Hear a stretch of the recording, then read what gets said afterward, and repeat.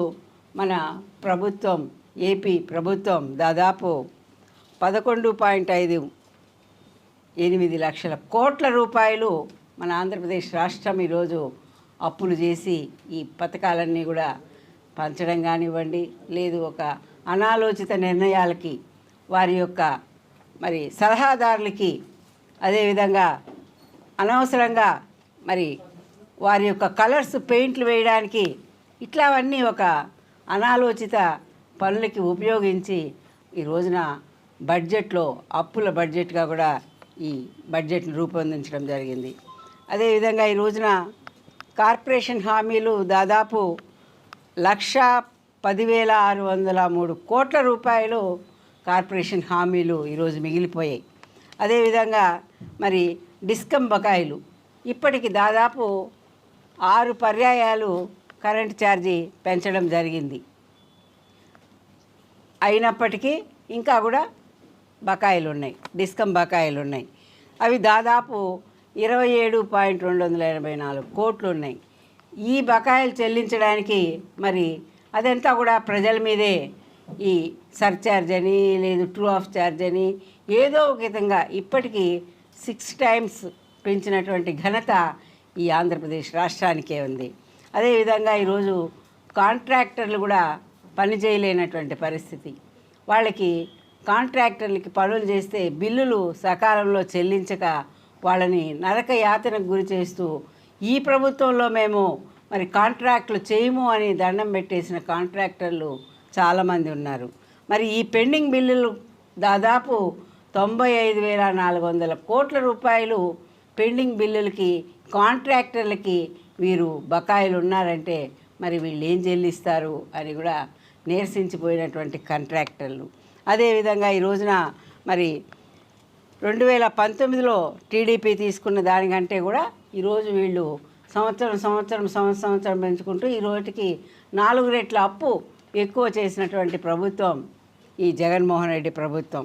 ఈ విధంగా మరి అప్పుల ఆంధ్రప్రదేశ్గా ఏపీని మార్చినటువంటి జగన్ అనుకో ఈరోజు అందించినటువంటి బడ్జెట్ ఒక పసలేని నీరస బడ్జెట్గా కూడా ఈ బుగ్గన ప్రవేశపెట్టినటువంటి బడ్జెట్ని ప్రజలందరూ కూడా ఈరోజు బాధపడుతున్నారు. ఎందుకంటే అన్ని వస్తువులు పెరిగిపోయాయి, సంపద సృష్టించే పరిస్థితే లేదు ఈ రాష్ట్రంలో. పనులు చేస్తామంటే పనులు లేవు, కాంట్రాక్ట్ చేస్తామంటే కాంట్రాక్ట్లకు డబ్బులు ఇవ్వరు, యువత చదువుకొని ఉద్యోగాలు చేస్తామంటే జాబ్ క్యాలెండర్ లేదు, మెగా డిఎస్సి లేదు, ప్రాజెక్టులు లేవు, ఫ్యాక్టరీలు లేవు. ఈ విధంగా మరి మన రాష్ట్రంలో ఉన్నటువంటి ఫ్యాక్టరీలను కూడా వేరే రాష్ట్రాలకు తరలించేసాం.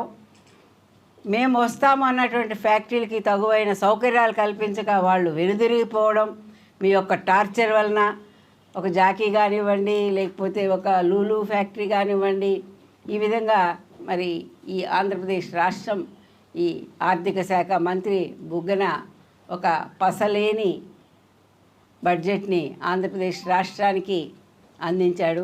ప్రజలంతా కూడా చాలా బాధపడుతున్నారు. ఈ బడ్జెట్ చూసే మరి ఈ ప్రభుత్వం మనకు పనికిరాదు, ఈ ప్రభుత్వానికి పసలేదు అని కూడా ఈరోజు ప్రజలందరూ కూడా నిర్ణయించుకున్నటువంటి సమయం.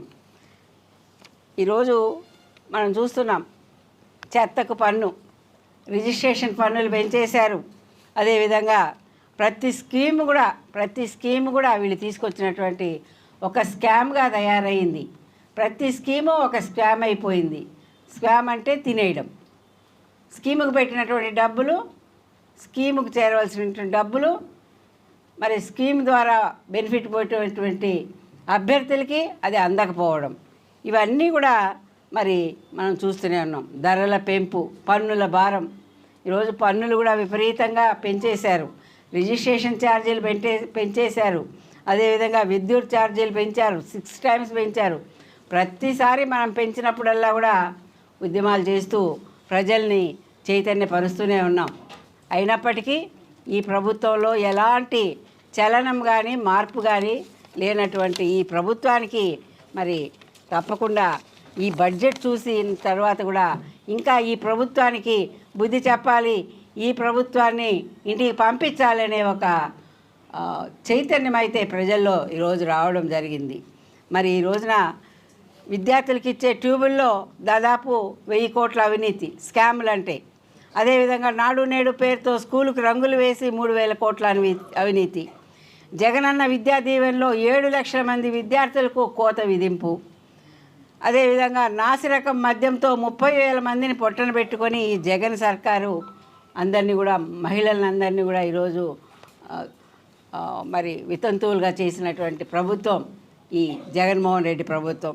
అదేవిధంగా ఆరోగ్యశ్రీకి బడ్జెట్లో నిధులు అంతంత మాత్రమే. అదేవిధంగా తల్లి బిడ్డ ఎక్స్ప్రెస్ లేదు, అన్నా క్యాంటీన్లు లేవు, ప్రతి ఒక్క పేద బడుగు బలహీన వర్గం వాడికి కూడా ఇవన్నీ కూడా మరి అవసరమైనటివి. అన్నా క్యాంటీన్ అనేది 5 రూపాయలకి ఆ రోజు అన్నం తిని మరి ఇచ్చేటువంటి పెన్షన్లోనే అతను మిగులు బడ్జెట్తో జీవించేవాడు. మరి అటువంటిది ఈరోజు లేదు. అతనికి వచ్చేటువంటి పెన్షన్లో ఈరోజు అన్నా క్యాంటీన్లు ఉంటే 5 రూపాయలకు రోజుకు 15 రూపాయలు అన్నం తింటే కూడా 30 రోజుల్లో ఎంత అవుతుంది? 5 రూపాయలు 15 రూపాయలు 4,450 రూపాయలు అవుతుంది. అటువంటిది ఈరోజు మిగిలిన డబ్బు కొంచెము వాళ్ళ పిల్లలకో ఎవరికో ఇచ్చుకుంటూ ఉండేది. అటువంటిది కూడా ఈరోజు పెన్షన్దారులు కూడా ఈ అన్నా క్యాంటీన్లు తీసేయడం వలన మరి ఈరోజు చాలా బాధపడుతున్నటువంటి విషయం.